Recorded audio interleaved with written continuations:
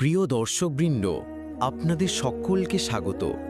আজকের গল্পটি একটি হৃদয়স্পর্শী এবং আবেগময় যাত্রা, যেখানে প্রেম, ত্যাগ এবং ভাগ্যের খেলা এক অপ্রত্যাশিত মোড় নিয়ে আসে। এই গল্পে রয়েছে এক তরুণীর সংগ্রাম, এক তরুণের অটল ভালোবাসা এবং সমাজের দেয়ালে ধাক্কা খাওয়া একটি সম্পর্কের কাহিনী। তাই শেষ পর্যন্ত এই গল্পের সঙ্গে থাকুন, কারণ এটি আপনার হৃদয়ে গভীর ছাপ ফেলবে। একটি মেয়ে যেই ডিস্ট্রিক্ট ম্যাজিস্ট্রেট হয়, তার সরকারি গাড়ি নিয়ে একটি বড় বাংলোর সামনে গিয়ে থামে। সে গাড়ি থেকে নামে এবং দরজার বেল বাজায়। ভেতর থেকে একজন বয়স্ক ব্যক্তি বেরিয়ে আসেন এবং জিজ্ঞাসা করেন, বেটি, তুমি কে এবং কার সঙ্গে দেখা করতে চাও?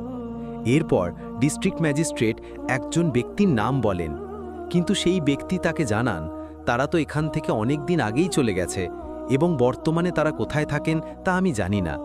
এটা শুনে ডিস্ট্রিক্ট ম্যাজিস্ট্রেট মনমরা হয়ে যান। তিনি ধীরে ধীরে ফিরে গাড়িতে ওঠেন এবং সেখান থেকে চলে যান।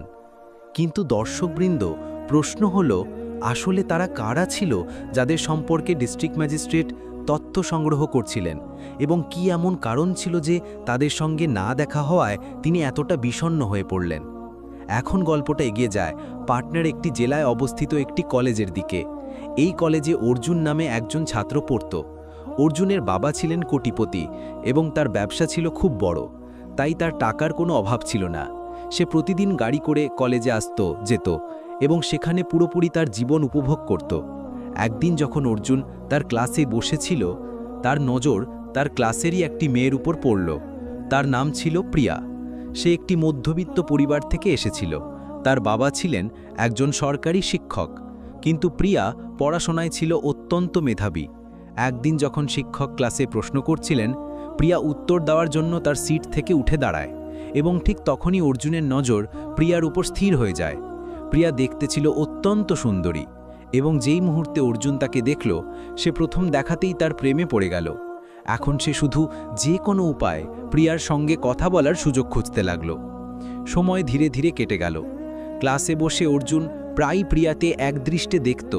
পড়াশোনা করতে করতে কলেজে 6 মাস কেটে গেল। 6 মাস পর হঠাৎ একদিন অর্জুন অবশেষে প্রিয়ার সঙ্গে কথা বলার সুযোগ পেয়ে গেল। সেই সময় প্রিয়া ক্যান্টিনে একা বসেছিল এবং তার আশেপাশে কেউ ছিল না। এটা দেখে ইতস্তত করতে করতে অর্জুন তার কাছে গেল এবং কথাবার্তা শুরু করার চেষ্টা করতে লাগল।